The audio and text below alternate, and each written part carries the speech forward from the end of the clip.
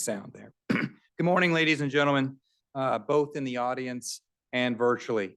Thank you for joining us today for our discussion with Secretary Iranga Kahangama. Today marks just over 180 days since President Biden signed the executive order, Safe, Secure, and Trustworthy Development and Use of AI, or what we'll refer to as the AI Executive Order. The order itself is sweeping and ambitious in laying out numerous tasks across the federal government and delegating significant responsibilities to the Department of Homeland Security. Beyond the executive order, organizations and critical infrastructure providers continue to face significant threats from malicious cyber attacks, some of which may be AI-enabled in the future. Now, these are just some of the reasons why we are so fortunate today to have Assistant Secretary Kahangama join us today for a wide-ranging discussion of these and other topics. As the Assistant Secretary for Cyber Infrastructure, Risk, and Resilience at the Department of Homeland Security, Secretary Kahangama oversees a broad and critical portfolio. Before joining DHS, he served at the White House and the National Security Council as Director for Cyber Incident Response. In that role, he was the author of the Executive Order 14028, improving the nation's cybersecurity. He also oversaw the federal government's response to a wide range of malicious cyber activity, including the Russian-attributed SolarWinds incident, China's exploitation of Microsoft Exchange servers, and ransomware attacks on Colonial Pipeline, JBS Foods, and Kaseya Software. Before the NSC, he also served as a senior policy advisor at the FBI, working on an array of cyber, internet, and technology policy issues. Joining Secretary Kahangama is Noah Ringler, an artificial intelligence specialist in the Department of Homeland Security's headquarters Office of Strategy, Policy, and Plans. He contributed to the executive order on AI, as well as the development and implementation of AI policies across cyberspace and critical infrastructure. Previously, he served at the U.S. Treasury, managing and developing AI technologies for national security missions. He's a 2021 graduate of Georgetown University Security Studies program, where he concentrated in emerging technology. While at Georgetown, he founded and led an AI startup through its seed funding round before leaving the company to pursue public service.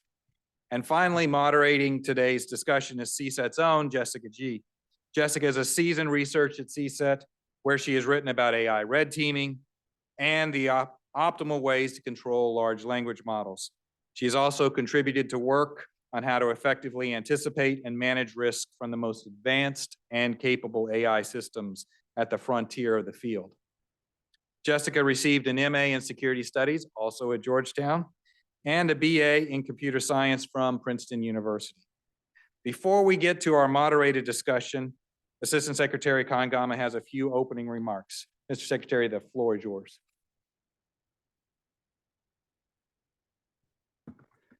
Thank you. Good morning. It's great to be here with you, and thank you to Georgetown and the Georgetown team for having me here today.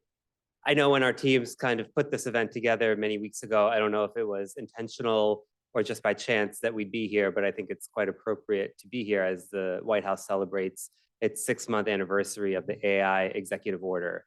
And as we look forward to rolling out a number of initiatives that we have from that, I think it's fair to say that Georgetown's imprint on the executive order is quite significant. When you look at the range of Georgetown alumni, professors, and Georgetown affiliated folks who are responsible for the executive order. So kudos to Georgetown for leading the academic world and bringing the government up to speed on AI and AI matters. But I really want to get to our panel because I think that's where the meat of our discussion is. I think it's just behooving upon me with this 6-month anniversary to quickly highlight some of the Department of Homeland Security's responsibilities under this AI executive order, and that at the 6-month mark, we had at DHS a number of deliverables, which we're very proud to deliver to the community.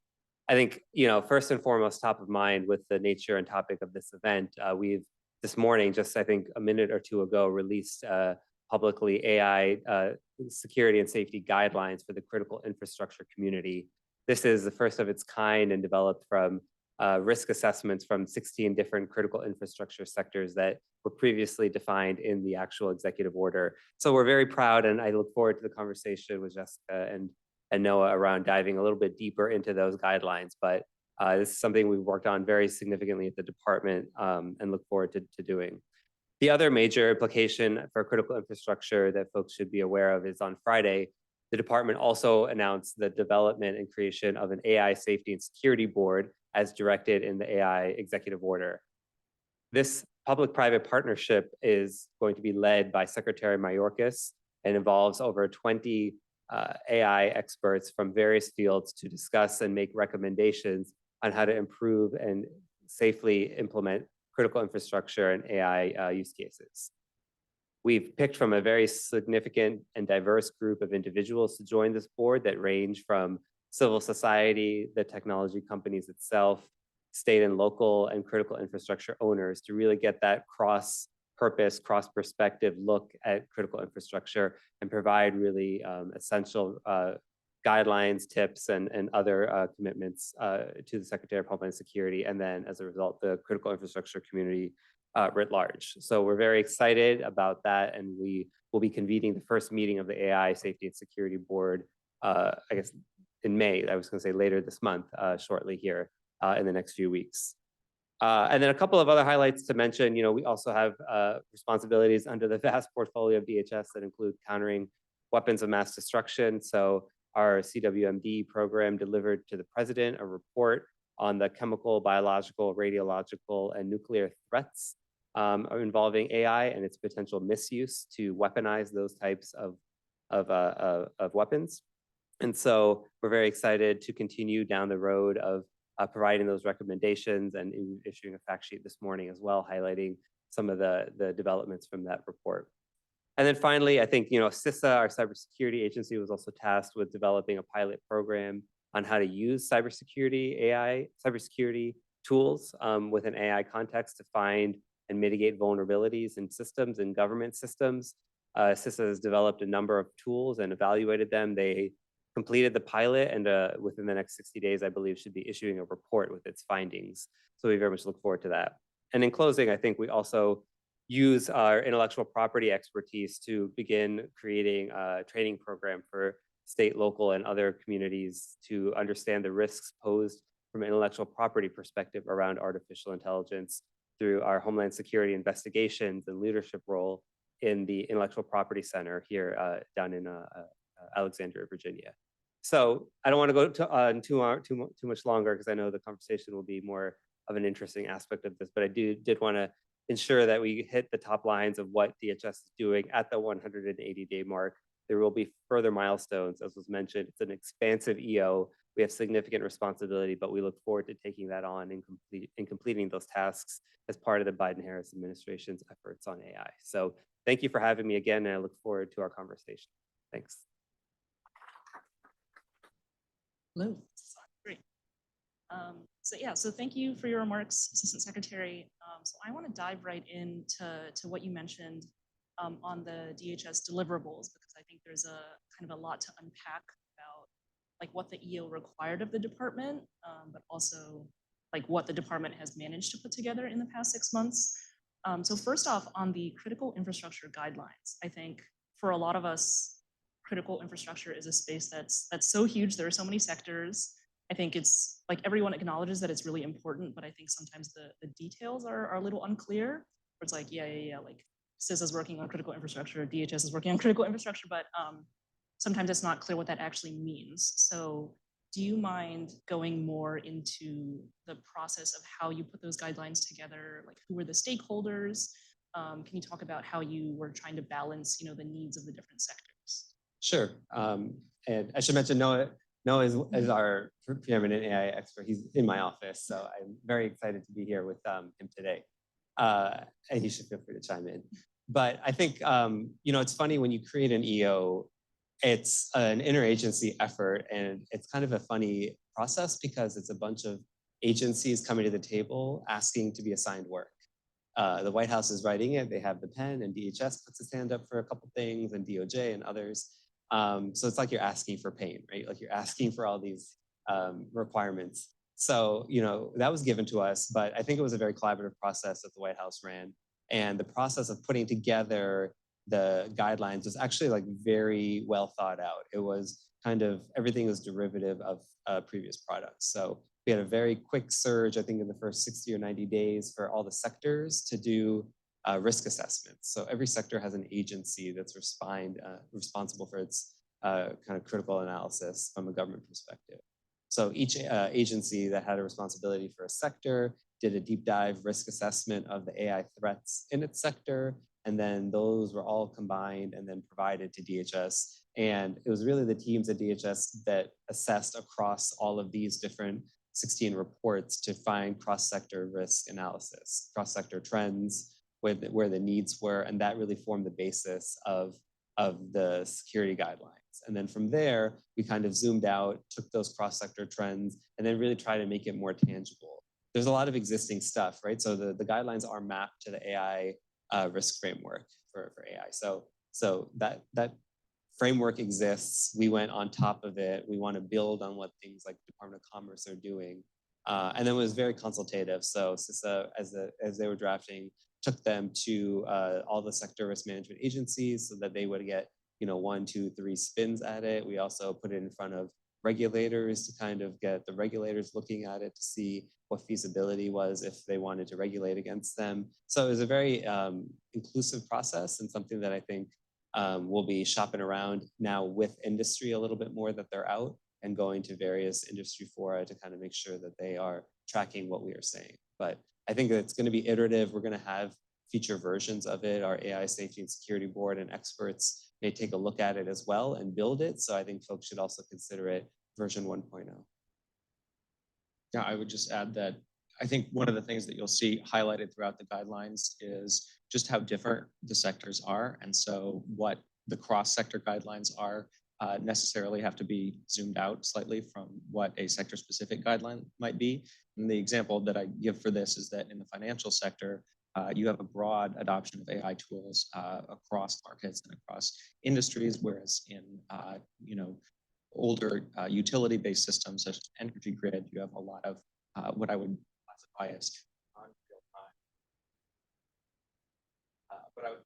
non-real-time analytics software that is doing post-processing or pre-processing and might not be involved in the decision-making or decision support. So you have a wide range of applications, and when we're looking at what guidelines to offer, we need to make sure that they offer something in general. And we're going to be, as Iranga noted, collecting feedback and working that into future versions. The executive order does require each sector of all the 16 sectors to do these assessments every single year moving forward. Great, thank you. I want to get back to the Safety and Security Board in a second, but first I want to ask, is there anything that stood out to you from these kind of cross-sector trends? I mean, I think this community would probably appreciate that it's not a lot of new risks and that a lot of the risks stem from traditional cyber threats. And so I think there's a lot of unique, AI use cases and implementations, but I think a lot of times when you boil it down, it's still some of the basic blocking and tackling in the cyber world that applies to the AI space. I don't know if that's surprising or not, or good or bad really, but it kind of is what it is. But I think that's one thing that stood out. I don't know if anything else. Yeah, I think primarily what we're seeing is an augmentation of existing threat patterns, as well as existing mitigations. These guidelines are also sitting on top of CISA's broad cybersecurity guidelines and guidance that has been developing. We know how to build secure cyber systems. And so how do we bridge that into an AI-enabled world where we're seeing an increased speed, scope, and scale of these threat activities? But this is a general purpose tool, and it also provides a tremendous amount of new opportunities for cyber defenders to protect and secure these systems. Yeah, great, thanks. Okay, so going back to the Safety and Security Board and kind of the role that the board will play in, DHS's kind of like AI portfolio. I know the press release is not extremely specific about the role that the board will play and how that will interact with how DHS makes policy and makes decisions. So do you mind going a little more into that and how you plan on maybe using this public-private partnership in order to create, actionable steps that DHS will take? Sure. So we're really excited about this board. I think before I get into the board, we should talk a little bit about kind of how the department got there and did this. I think it's an outgrowth of, DHS has a number of councils and boards. I think in the last couple of years, we really tried to prioritize unique public-private partnerships, one that are more than just here's some indicators of compromise, and then they hand you the PDF back, and then or you get on the phone every so often. We really tried to make this a collaborative space with the public-private partnership. I think the best example has been our Cybersecurity Review Board, the CSRB, that came out of the executive order I did. The department hosts that. They recently just put out its third report. But I think process-wise, we really learned how to create public-private partnerships that are truly intertwined and really collaborative, sitting at the table together, looking at really hard problems. And so it was the growth and benefit of these types of boards like the CSRB that really pushed us to think about how to do that in the AI space. And so fast forward, you have us putting it in the White House, putting it in the executive order for us to create. And so here we are, at the 6-month mark with some very prominent names on board, over 20 from those sectors that I mentioned. I think they were, handpicked by the Secretary of Homeland Security. Secretary Mayorkas has told us that he wants, and he will be very personally involved. He will be convening the meetings, and then we have a team kind of underneath him driving the work. And so I think really the Secretary wants a very diverse representative set of stakeholder groups to create very tangible, practical guidelines and products. And so the goal of the board is to get together, identify where the group can come to commonalities around different types of critical infrastructure use cases and really provide tangible, practical, real-world guidance. Not kind of thought pieces, or not really the types of things that are just opining on something. I think we want to get the manufacturers and the operators of critical infrastructure to talk to the software and hardware developers, and then sprinkle on things like safety and guidelines, and making sure they're bounded by the appropriate civil liberties and civil rights protections. But also looking at it from so many different perspectives, because you have the hardware developers, you have the AI tool developers, but we've also gotten mayors and governors who are the ones that are going to take those guidelines and budget against them and implement them, what that's in a regulatory fashion or in critical infrastructure systems that states and cities themselves operate. We want to just get that diverse set of perspectives on the board, because the ideal end state for a critical infrastructure safety and security use may not be feasible in a mayor's budget or in the political environment. And so we really want to kind of blend those types of challenges and put together policy and guidelines to really tackle those types of challenges, like not only get after the unique safety aspects, but the implementation roadblocks that will exist as well. Do you want to?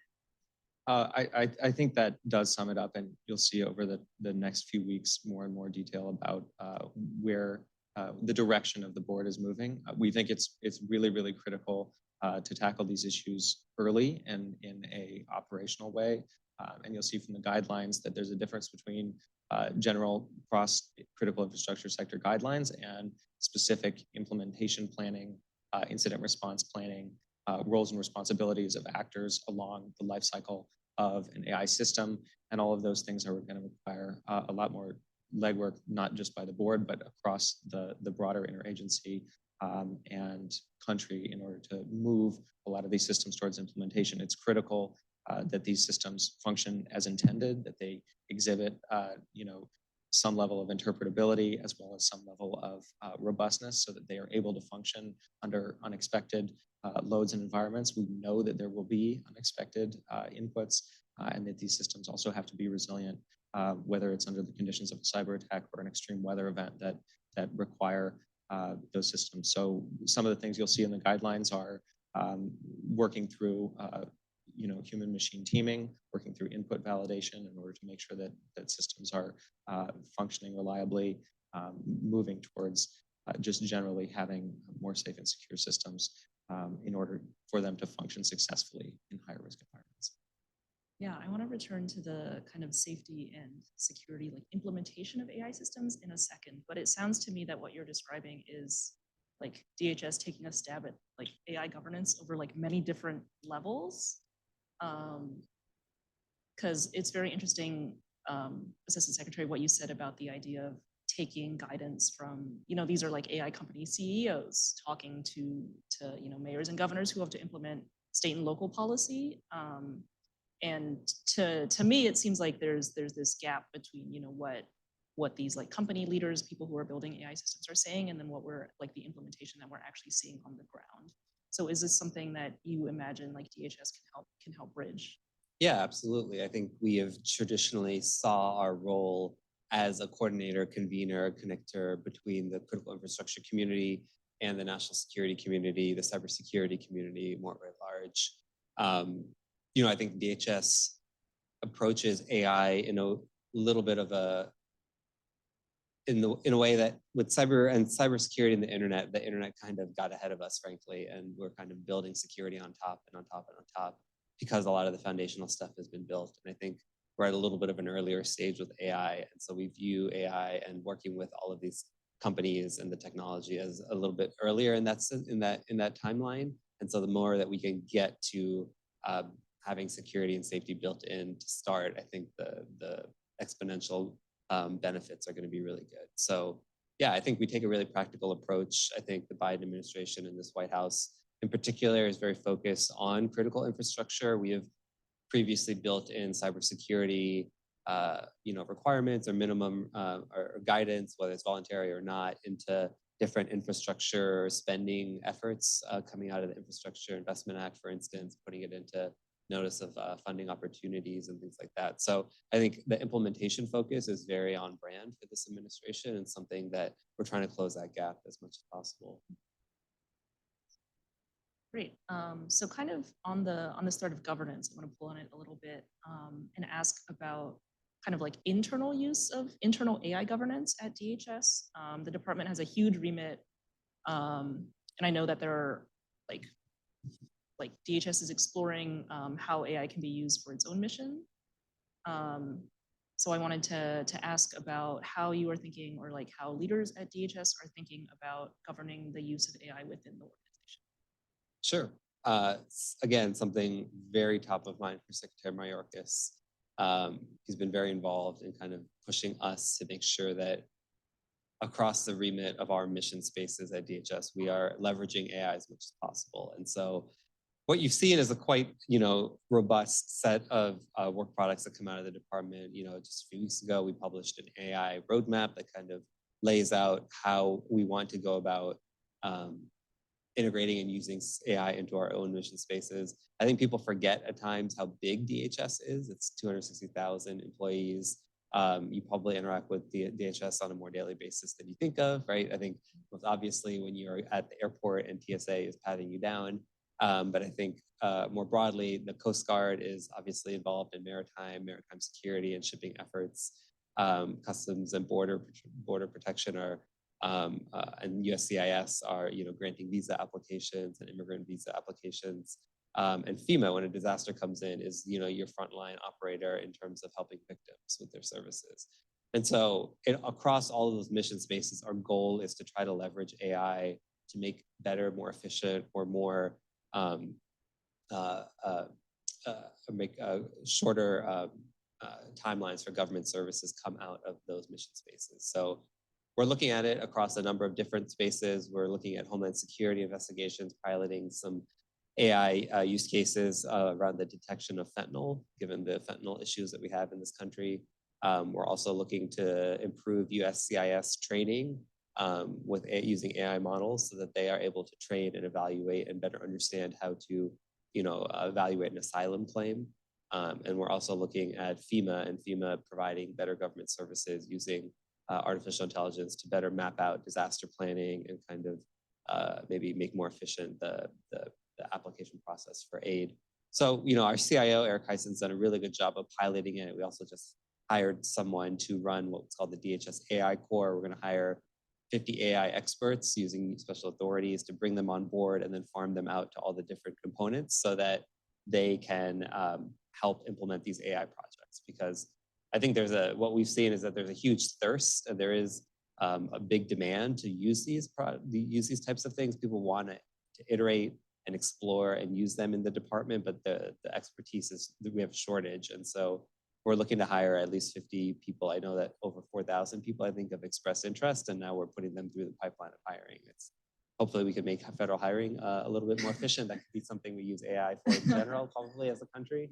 But yeah, I'm really excited about it. Our CIO's done it so far, and of course, everything that we've done in terms of piloting programs runs through our constitutionally required civil liberties and civil rights office. So I think we have the ability to really map AI use cases that touch the American public with making sure that we're respecting the privacy, civil rights, and civil liberties of all Americans as we develop those tools. Noah's been pretty integral in kind of corralling a lot of these folks and making sure that they're moving on track. So I don't know if he has more to say on that. I mean, I would just add that this is across the government effort. There has been, from the Office of Management and Budget, the memo M2410 that covers all of the governance that we're setting up, both between CIOs, between CAIOs, and setting up AI governance boards internally so that we can review. And a big portion of this goes into monitoring our use cases, which will be generally on dhs.gov/AI. We will have the picture of these use cases, and also that we have from all the way from acquisition and vetting. We're doing testing. We're doing processes to make sure that we're dealing with any biases in the systems, and that we're making sure that systems that we develop internally also uphold all of the standards and laws that we're subject to. So we have a really comprehensive governance process that we're standing up over the next 12 to 18 months that involves review from all of those components. Great. Yeah, that makes sense. It's interesting because what I'm hearing you say, these kind of like these use cases reminds me how, when we talk about AI, there are like, we often tend to talk about like the newest and hottest thing, which is right now, is language modeling. But what I'm hearing you say is we're talking like these are comparatively more mature AI capabilities. I'm thinking of, like facial recognition at TSA when they started rolling that out at Reagan. I was like, we're doing this now. But there are just like a huge number of use cases, I think, that, get talked about less, I think. So I think it's great that, there are governance structures in place to account for all of those use cases and that they're being documented. Just kind of one last question on this thread. Do you see the new like safety and security board also taking a look at these existing use cases, or do you think that's more of like specifically for critical infrastructure? So I think the board will at least initially focus more on critical infrastructure and some of the external parts of how the department should be thinking about critical infrastructure use. I think internal to the department, we really want to get our hands around what that looks like internally first before kind of doing that externally. I also think that the way the board is set up from like a policy and legal structure, that I think that's prohibitive right now. But yeah, the board is going to be focused more on the external uses of this initiative. Okay, so shifting gears a little, I just want to shift to talking about cybersecurity specifically for a little bit. So I just want to kind of open by asking, what like AI and cyber risk scenarios are kind of top of mind for DHS after you've been, CISA has done the pilot program, and you've been working very hard over the past 6 months to, thinking about AI essentially. So what has come out of that in the cyber realm? So, I mean, I think I stick on this topic mostly to what I said earlier, in that when we look at AI and the nexus and with the nexus with cybersecurity, I think there's a broad range of issues and threats that come out of it, but a lot of it is really an adaptation of existing threats, right? We don't really see new novel things emerging at the intersection of AI and cybersecurity just yet.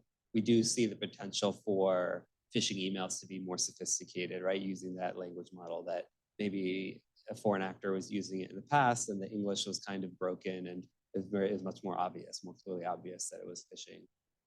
So maybe that's getting cleaned up, or maybe some of the images that they're using kind of in foreign disinformation campaigns are going to be, a lot sharper. So I think we're cognizant of the fact that it's going to be additive to the existing threat environment, but not necessarily, at least we have not seen uses of this. But that's not to say that, threat actors, including nation states, are obviously interested in making their cybersecurity threats more sophisticated. I just don't think we've quite seen them yet. I think we've seen some testing and some kind of experimenting with large language models and generative AI type use cases, but I still think the traditional cybersecurity threats remain, just potentially at a larger scale. But I think in general, where I land on this, I don't know if Noah agrees, but I think the defensive applications of AI to combat that from a cybersecurity risk perspective will outweigh the potential misuse of it from an offensive side, at least right now. I'm much more excited about some of the tools and capabilities that AI defenders can use and leverage, whether that's kind of making mundane SOC taskings, security operations center analysts taskings, automated in a better way. AI has been used in cybersecurity for decades. And so honing in and making more available those types of protections for folks, I think will be a much more scalable way to defend, and hopefully moves faster than the offensive cyber folks. But, I think that's absolutely right. It's a double-edged sword. So you get a tremendous amount of new defensive capability, and you also get new offensive capability. And in cyber operations, it's sometimes hard to tell the difference. And I think that's a challenge across the board as you see increasing sophistication, speed, scope, and scale.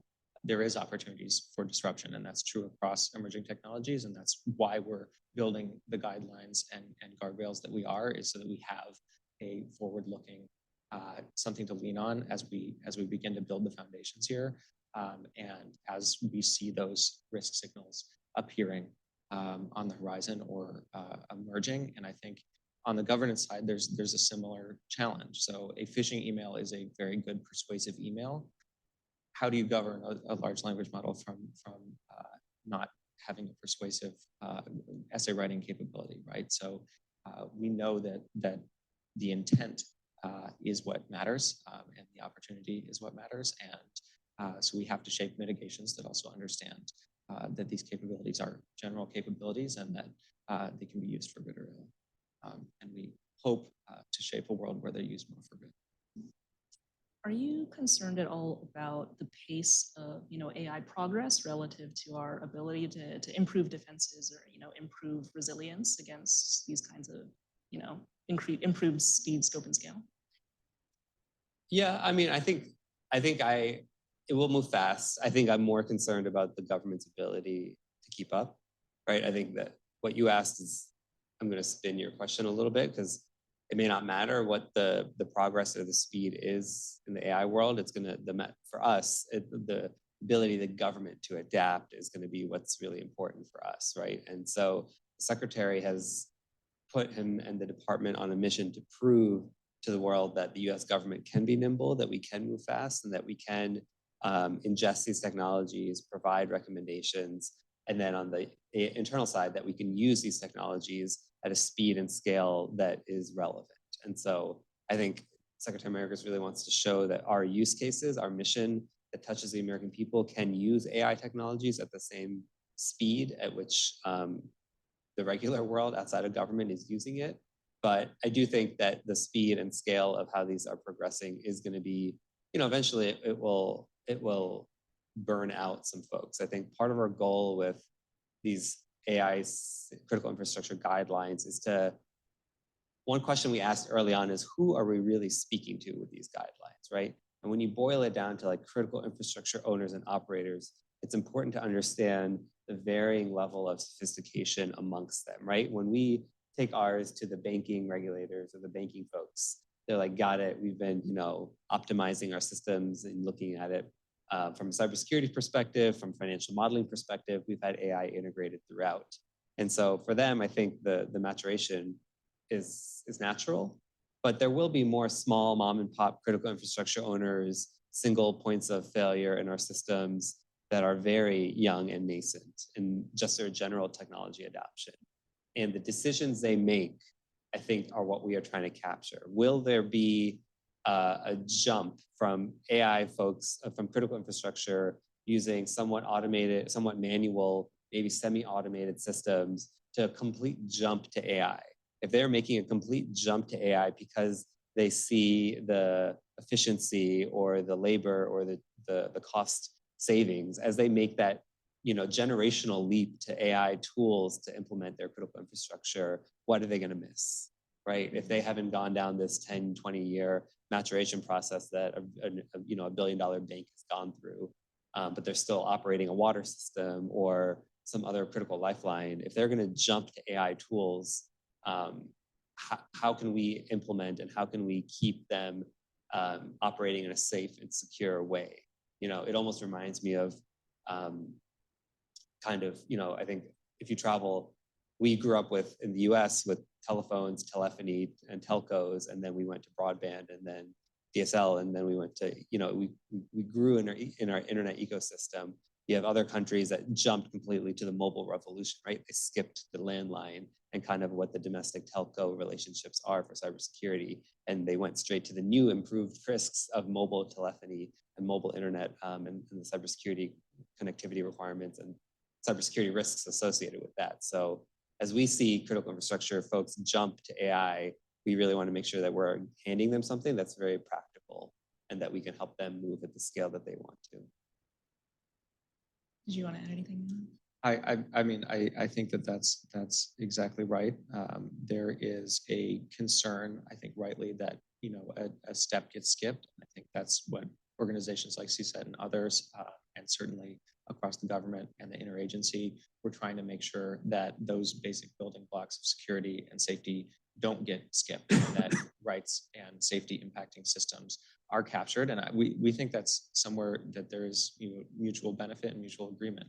No one benefits from having unsafe systems fielded in high-risk settings and scenarios. You need to have these systems be safe, reliable, and resilient. And so there's a push to adoption because they show tremendous benefit in doing that, in adding efficiency and accuracy. But there needs to be a very serious discussion about when humans are in the loop, on the loop, or not involved in a process. And there needs to be, how do you move to a backup system? How do you make sure that there's still people who understand every single piece of the system and the system cycle and the system stack? These are really complicated systems. When we say AI system, we're talking about ecosystems of apps and providers, all the way from cloud infrastructure, all the way down to an open source library that would be pulled in to the system. So we're talking about an ecosystem of capabilities and how they interact with each other, and a great deal of complexity, and just making sure that we're doing all of the deep and serious thinking about how to ensure that these systems can be safe and secure. Great. All right, so before we go to audience questions, I just want to end by asking what's next. I know you mentioned there are some reports coming out. So we between you just passed the 6-month milestone after the executive order, but I know there are some 1-year milestones that more things that DHS has to deliver in regards to AI. So what's next for you in this timeline? So I think we have a couple more deliverables and deadlines coming up. I think one that will be pretty interesting, I think the next evolution of the guidelines that we put out are now that we need to work with the White House to determine what, if any, of those guidelines should be adopted for regulatory uses. And so I think we'll be sitting down to do a lot of work and thinking about what a regulatory framework may look like in that sense with the White House as part of that EO, and thinking through where we go in that space for critical infrastructure sectors. It's very similar to the kind of cybersecurity landscape we're in, where it's a very stratified regulatory environment. So the authorities and these abilities to regulate kind of are a mishmash of different agencies and legal authorities.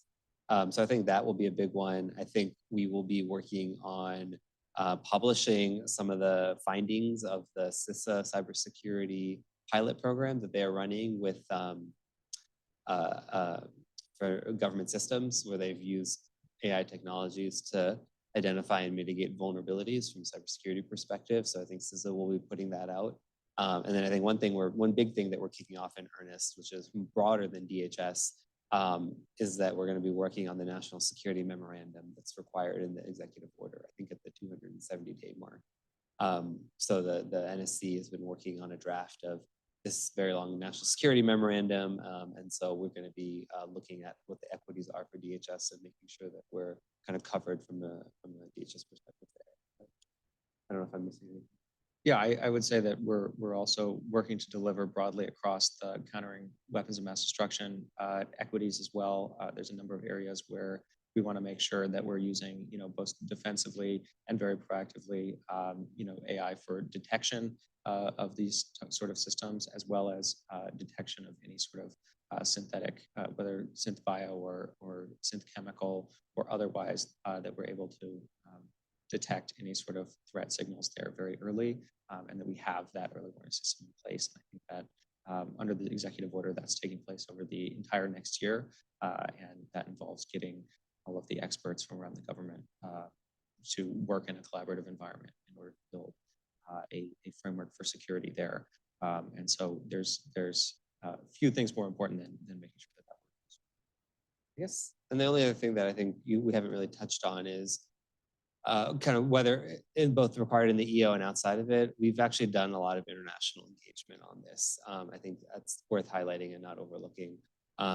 There's obviously, a US, UK, and a G7 Hiroshima process and others in international fora, and we're involved in supporting the administration on that. But kind of separate but complementary to that is that our office has a separate international office from a cybersecurity perspective. We've developed very deep relationships with international partners, whether that's Five Eyes. We have a bilateral relationship with the European Union. We've increasingly built relationships with our Indo-Pacific partners, including Japan. And so every time we meet with these partners, there's a very, very strong thirst for AI and AI understanding. So I think as we create products and look at things domestically, there's naturally going to be an international appetite to take those and understand how and why we came to the guidelines and the recommendations that we did. And then, I think it's safe to say that you'll probably see some sort of adaptation in their countries about it. I think the unique part of DHS, though we're a primarily domestic organization, we are a pretty, advanced, sophisticated domestic organization relative to a lot of other countries. And so a lot of other countries come to us to ask what best practices are working for the US. How are you defending the homeland from cybersecurity, from a chemical, biological perspective, et cetera?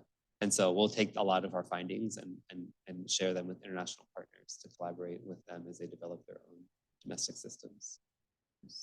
I'll two finger on that. There's another interesting intersection that is a DHS core authority, which is transborder and transnational infrastructure. So things like pipelines and cables.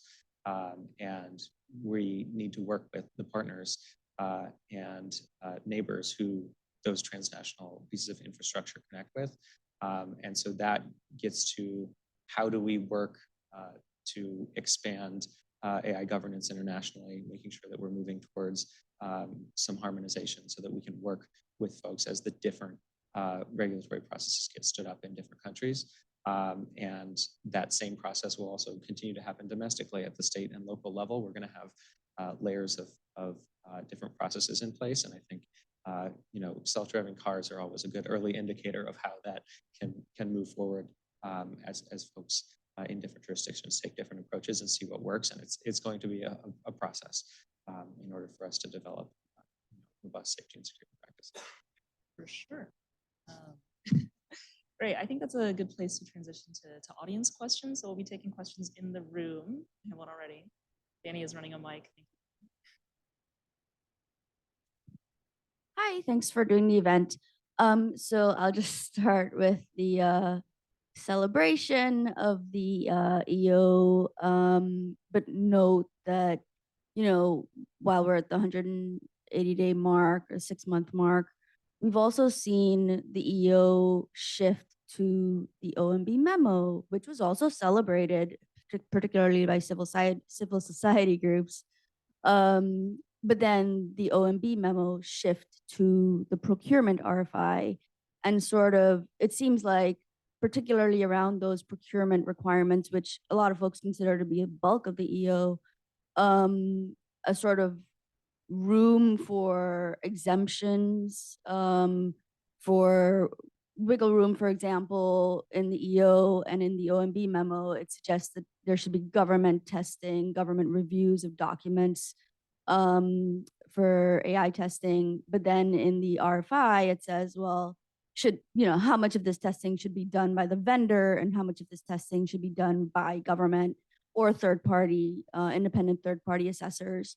And so my question is about, noting all the tasks that DHS has independent of it, how much is DHS weighing in with OMB, or maybe it's down the line with the NSC memo about exemptions for example, commercial off-the-shelf technology, which since 1994 with the Federal Acquisition Streamlining Act, when it was which was aimed at reducing prices and increasing reducing prices. Government oversight groups like POGO have noted how that exemption has actually led to sort of price gouging in some areas. And then more specific to this conversation, there's exemptions for COTS around testing. So even as, some folks have pointed out, COTS present more security risks. So I wanted to get your thoughts on exemptions as the EO gets implemented, specifically around things like COTS and real world testing. Sure. So we're not on the CIO side of the house, and I'll caveat that we're focused on a more broad external governance process. But in general, we're trying to put at DHS all the safeguards in place to make sure that we are a savvy customer in this space and that we're not we're doing all of that evaluation. You'll see in the guidelines support for that third-party evaluation and red teaming, and we think that's critical. And that doesn't mean just red teaming a finished COTS product. That means seeing how those sort of systems could be altered and adapted or combined with other systems to get new results. So especially with AI, when you're dealing with a probabilistic environment where there can be a range of outcomes, it becomes really, really essential to do that sort of stress testing, to move into a space where you have multiple layers of evaluations, as well as post-deployment monitoring, so that you don't put a system into production and leave it, that that you need to be doing continuous monitoring and evaluation and other TVV work, as well as access management and monitoring. So building on top of all the existing cybersecurity best practices in order to make sure the systems are safe and secure. But with the caveat that we're not on the acquisition side, a big focus of the executive order is what can we do with existing authority? What can we do with the existing core missions that we have?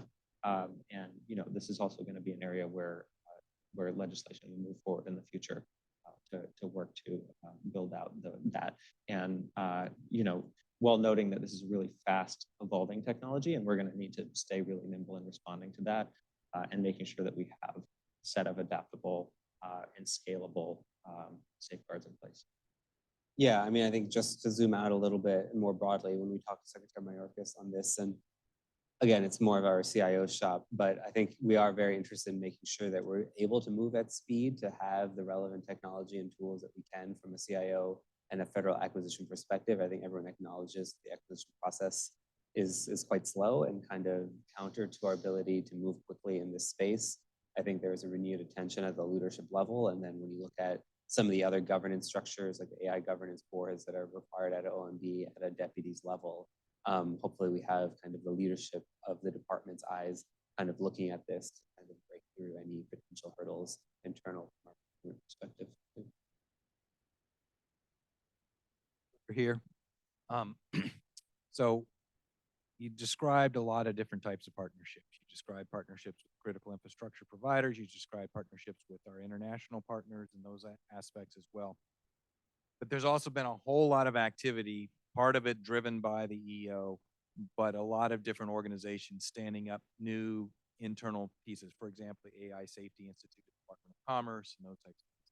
a little bit opaque to us in some respects in terms of how that kind of partnership is working. And I'd just be curious as to where you see fitting into something like the AI Safety Institute, maybe modifications to the AI risk management framework, those types of aspects. Thank you. Sure, thank you for that question. So I think those are the interagency partnerships and relationships are quite strong, but I think they're probably the least prominent when you look at it from outside of government perspective. So we've already begun to plug in with the AI Safety Institute. I mean, the people that are working it are the people that were working on the EO with me. I was the lead for DHS for the executive order. So my counterparts at NIST and others at Commerce are the same people that are now elevated to run a lot of those. So we have very robust partnerships. I think we're all kind of moving in the gray space together, to be quite frank. But I think we have the connectivity and the partnerships from an interagency perspective. I think time will tell kind of where the dust settles, but I think we have an intent to partner with all of those institutions. I know that I think DHS already has someone embedded at the AI Safety Institute as like a kind of like liaison detailee type relationship to start bridging that type of connectivity. And I think increasingly as we dive into that, we would welcome kind of others coming to join us as well. And I also think that, you know, the NSC and the White House has done a really good job of convening all of us to make sure we're kind of rowing in the same direction. So I think those types of relationships will only mature, but I'm pretty optimistic about it. And we've already started to go down that path. Yeah, as you'll see with the guidelines, we're adapting the NIST AI risk management framework. And so we're going to continue to have that sort of relationship where as new standards and frameworks are put out, we're adapting those and moving those towards implementation on core missions. And as Iranga noted, it's early days. It's day 180, but in government time, that's early days. And so we're moving to sort of figure out all of those different lines of effort. And we're pretty far on the way for a couple of them. And lastly, I have to thank my former professor for the question and for setting me on this course in public service. Very good. I think one thing I should also mention too is I think at DHS, we really embrace our role with respect to critical infrastructure. This as the national coordinator for critical infrastructure across the government, and that's really going to be a convening authority. It's a convening power. It is a connectivity that we will provide. And I think because of that, some of the forthcoming other NSMs and documents the administration is working on related to critical infrastructure, we're going to be playing a central role in bringing together all of the SRMAs with the regulators, with the critical infrastructure community itself. And so Secretary often calls DHS the Department of Partnerships. And so I think you'll see it very much active in this space.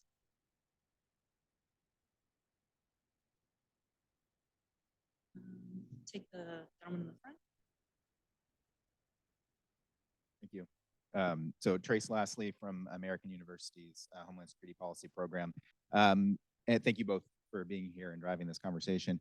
So my question is a little bit more general, and it's more about kind of how you talk about these issues. In some cases, sort of highly technical issues to, let's say, non-technical audiences, whether it's a skeptical public, kind of prone to flights of fancy about what this means for DHS to use all of these tools, certainly sort of facial recognition at airports, all of these kind of things, but also even the traditional DHS folks, the HSI agents, the Border Patrol. When you're coming to these stakeholders and you're talking about these advanced issues and capabilities and capacities, what advice do you have about really speaking about these issues in a sober and balanced way as you're kind of charting new territory with these folks?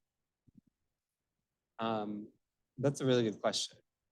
I think we really frame it as an opportunity when we talk about it internal to the department. I think in government, it's very easy to be siloed and be focused on your singular mission of what you're trying to do. I don't blame anyone who's just trying to get their day job done in government. But I think the secretary or CIO, all of us have tried to talk about it more as an opportunity, right? So when we talk about it with HSI agents or CBP officers, it's not in truly technical terms. It's like, hey, are you interested in exploring this technology, which could cut by a third your training time requirements? because you don't have to go through a manual process for training. We can load up this LLM, you can interact with it, it can teach you about how to respond to asylum claims or, hey, person screening a border or a cargo container for goods, aren't you interested in technology that can more streamline your process and make it easier for you to screen and focus on the most essential parts, because we can, potentially use AI to kind of filter out some of the other more mundane tasks in your life. And so I think that's where I've seen the most kind of reaction from the workforce when it comes to our use of AI, that we can really streamline. Government is not a savvy, sophisticated, easy place to work with at times, right? There's a lot of bureaucracy, there's a lot of paperwork and overhead that you need to get through. And anytime you're coming to government folks with an opportunity to clear out that brush, I think it's very welcome. I think if it's one less form or one less mandatory thing that they need to do, I think they're going to really appreciate that. So we've tried to talk about it in that kind of opportunistic way. And that also is for our external engagements on it as well, right? A FEMA person may not know what the technical sophistication of some of these models are, but they are interested in ensuring that victim assistance can be provided in as many different languages as possible, because hurricane hits a certain community, you need people that might not speak English, or that may need form may need to be convertible into a different language in order to give government services. And that's their end goal. FEMA people, first and foremost, are like, we must deliver this emergency aid and services to our constituents. And so when you think about the end goal in mind and benefits that AI can deliver, I think you see a quite motivated workforce to figure out what needs to be done in order to use those types of services. On the facial recognition, I'd just quickly add that we were one of the first departments to issue a facial recognition policy back in September, and that in that we are working for the public. When we say we don't retain data, we don't retain the data. When we put a system in place, it's meant to be have oversight and checks and balances in it to make sure that we're living up to the best possible standard, and that when or if there are issues, those are immediately responded to, and that if there's public comment that a certain community is being impacted and there's ways to improve the system, we read it, we take note of it, and then we move to improve the system. We've got time for one more question. We've only got a couple minutes. Check 1, 2. Igor, you want to finish? Oh. Okay. Hi. Just to build off that last conversation, and thanks so much for all your comments today. I wonder if you could talk a little bit about how you're thinking through AI literacy in the DHS workforce, and how you might be thinking about tiering out training or even certification on certain AI systems. Sure. So this is something I think our CIO has been really thoughtful about. We're going to be hiring a number of DHS experts. And so I think in short order, we will have a more AI specific workforce that can be leveraged as tools and trainers in their own respects. I think as they begin to do their work, bringing along folks in the workforce, I think will be really helpful. I know that we've already begun doing some training as a side effect of trying to really push components to develop these pilot programs, right? And so kind of getting out of the CIOs of the world. I think right now a lot of the AI technical use is contained to CIO shops within components, but I think you're sort of starting to see a trickle down into the workforce. And I think as we relax or implement our AI policies to allow the workforce to use these tools, right, with AI like Copilot being implemented or leveraged across the department, or as these pilot programs that we talk about get put in use, I think that will come hand in hand. We have an internal DHS AI policy as well, so that folks kind of understand the left and right bounds of what they can do, whether it's with generative AI or otherwise. And so I think as we put out these policies, it's incumbent upon us to make sure that the workforce actually understands what these are referring to, and that they're not just kind of taking it fast and loose, because we do understand the significant ramifications from a security perspective. Like, we don't want our workforce putting in sensitive non-public information into these generative AI inputs that, otherwise are going to be sensitive for us. So, we have a vested interest from our own mission perspective in making sure the AI workforce is literate and educated in this space. And so I think as these policies and people come on board, we'll have more opportunities to do that.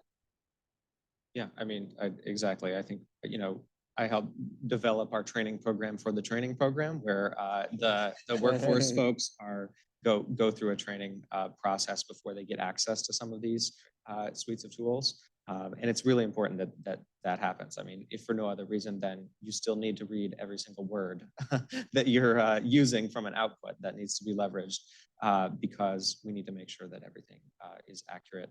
And there is necessarily an AI assurance process that has to go into place as things get fed back into internal processes. So we want to be limited about where those tools are used at first and develop these training programs and scale up over time and as we learn the lessons about doing those things at scale. Great. Well, thank you so much, Assistant Secretary and Noah, for your time. This was a great conversation, and thank you all for coming. Thank you so much for having us.